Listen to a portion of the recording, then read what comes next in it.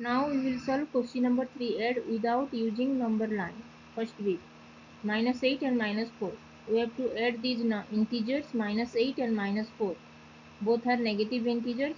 We have to use these numbers without using number line. We know when the two numbers are of equal sign, then just add these numbers only, then put that sign. So first add these numbers 8 and 4. 8 and 4 is 12 and 12, and both are negative signs, so just add the negative sign here. So answer is minus 12. Minus 8 plus of minus 4, both are negative integers.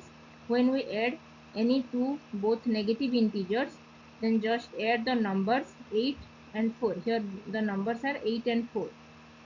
Without sign, you have to add first, then put the sign before the number. So 8 plus 4 is 12, and minus both are negative signs, so just put the negative signs before the number.